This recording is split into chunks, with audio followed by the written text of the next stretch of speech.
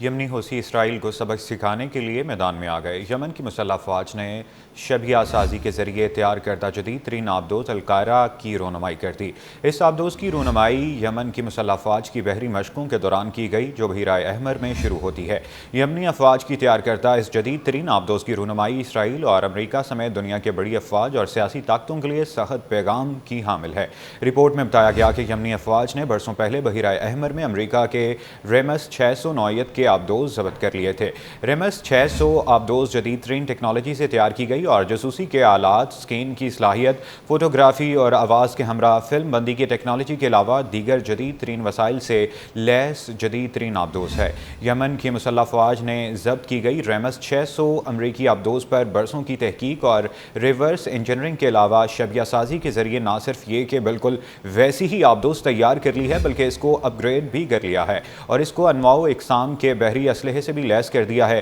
یمنی افواج کی بحری مشقوں کے دوران ایک بحری ہدف کو نشانہ بنا کر تباہ کرنے کے لیے القائرہ آبدوز کو استعمال کیا گیا، جو کامیاب رہا۔ عرب میڈیا نے بحیرہ احمر میں یمنی افواج کی بحری مشقوں میں شبیہ سازی کی ٹیکنالوجی سے تیار کردہ اس آبدوز کے استعمال کو فوجی صنعت میں یمنی افواج کی مہارت کا ثبوت قرار دیا اور لکھا کہ امریکہ، برطانیہ اور صہیونی حکومت کے مسلسل حملوں کے باوجود یمن کی مسلح افواج کی یہ پیش رفت اور جدید ترین آبدوز کی ٹیکنالوجی تک اس کی دسترس اس کے لیے بحری خطرات کی روک تھام کے ساتھ ہی اپنی سمندری حدود کی حفاظت اور دفاع کے لیے اس کی توانائیاں بڑھ جانے کا باعث بنے گی۔ عرب میڈیا کے مطابق اس جدید ترین آبدوز کی رونمائی صرف ایک فوجی پیش رفت ہی نہیں، بلکہ متحارب طاقتوں بالخصوص امریکہ اور برطانیہ کے لیے واضح سیاسی پیغام کی بھی حامل ہے کہ اب یمن کے پاس جدید ترین جنگی وسائل بھی ہیں، جن کے ذریعے یمنی افواج بحیرہ احمر اور علاقے میں طاقت کا توازن تبدیل کر سکتی ہے۔ دوسری جانب انصار اللہ یمن کے سربراہ سید عبد المالک الحوثی کا کہنا ہے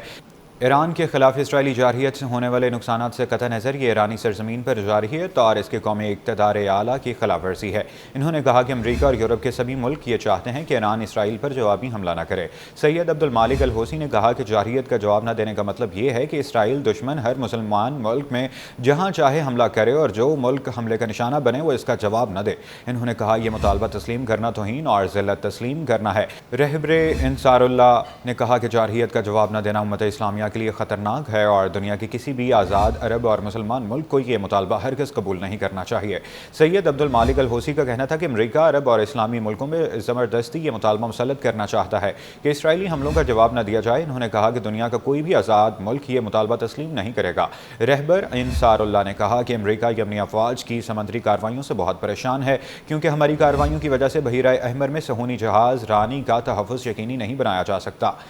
سید عبد المالک الحوثی نے کہا کہ امریکہ بحیرہ احمر میں یمنی افواج کی کارروائیاں روکنے کے لیے ہر ہفتے یمنی شہروں پر متعدد حملے انجام دے رہے ہیں، لیکن یمنی افواج کی کارروائیاں روکنے میں ناکام ہیں۔ انہوں نے ایک بار پھر واضح کیا کہ جب تک غزہ کا محاصرہ ختم نہ ہوا،